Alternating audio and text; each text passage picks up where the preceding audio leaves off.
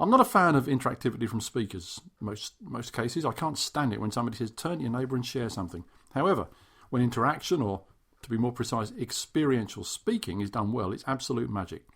Someone who understands this inside out is Jackie Barry. I read the draft of her new book and was honoured to be asked to write the foreword. I spoke to her a few days ago about her book as it's published online and available to you. Let's hear what she said about it. Jackie, welcome to the show. Hello, great to be here. So it's good to talk with you again, and let's talk about this fabulous new book that you've got out there that is flying off the shelves right now. Tell us how it all came about.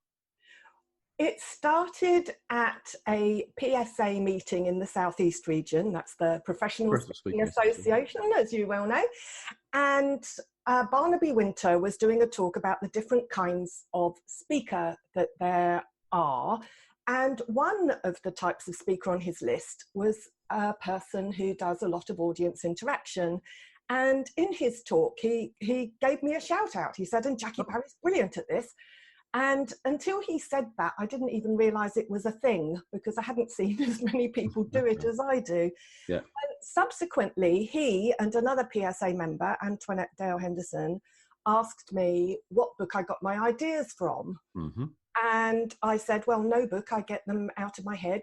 And they said, "You must write the book then." So I did. Well done. And a very fine book it is too. And it's obviously gives people lots of different ideas. So tell us a bit about how does that apply? Does it apply just to seminars, workshops, keynotes? How do you see it working for speakers? It's interesting that a lot of speakers have come through the route of being trainers, and a lot of main stage keynote speakers do spend a lot of time in a smaller breakout room, seminar room, or running workshops. And it seems to be with a smaller audience that interaction is more acceptable and commonly used. But there are some activities in there that work from a big stage with an audience of thousands, and there are a lot that work in a smaller group environment. But the basis of it is that every exercise I recommend has a learning point.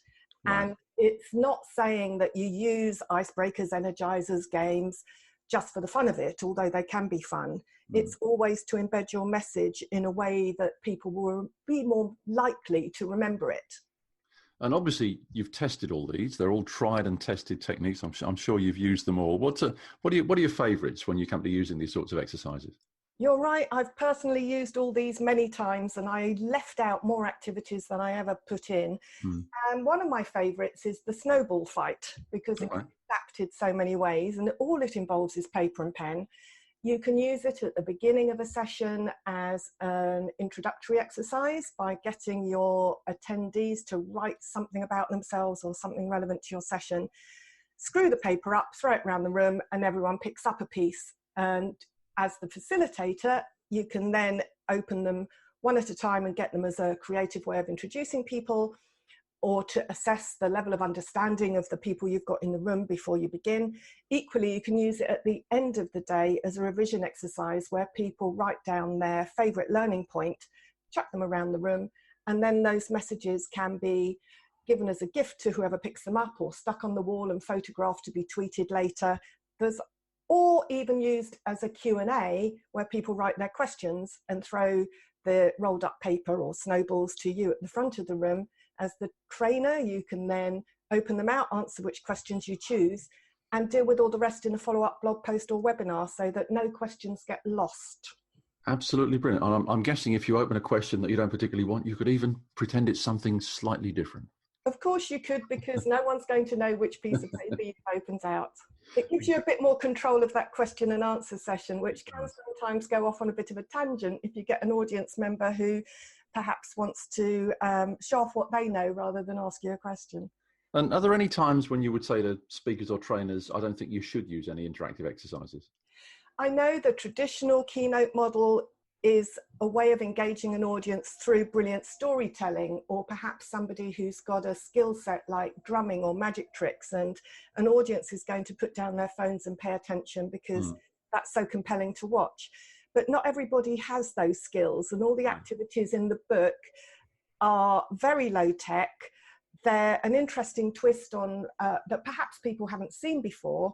And because of the way they're presented with this psychological underpinning. They're short and sweet and easy to run, and anybody can do them. And I've fingers crossed, never yet seen them fail with any kind of audience. That's fantastic. I know you've had loads of wonderful testimonials. I think you've probably got quite a good forward in that book as well, as I recall. Yeah, some charming chap called Alan Stevens. That's right, indeed. Enough to write a few words. I had to declare an interest. So it's a great book, Jackie. Really enjoy it. And many congratulations on getting that book out there. So it's available now. How can people get hold of a copy? It's on Amazon. Just search Experiential Speaking, and you'll find it there in print and Kindle versions. There's also a website, experientialspeaking.co.uk. Another point to note is that every chapter links to a video of me demonstrating the exercise with a live audience. So you can really not just read about it and understand how it works, but you can actually see me running it and witness the audience response to it for yourself. Brilliant idea, Jackie. Absolutely brilliant. Well done on that. And lastly, and I'm sure people might want to get in touch with you directly for you to come in and work with them. How can they find you to do that? For that, and for customizing activities for your own learning outcome, audience, brand and context, it's jackie@jackiebarry.com. Fantastic, Jackie. Thanks for your time. I shall look forward to interacting with you again soon. You too. Jackie Barry there. Absolutely superb advice. If you want any interactivity in your workshop or seminar, training session, or even the occasional keynote, grab a copy of Jackie's book,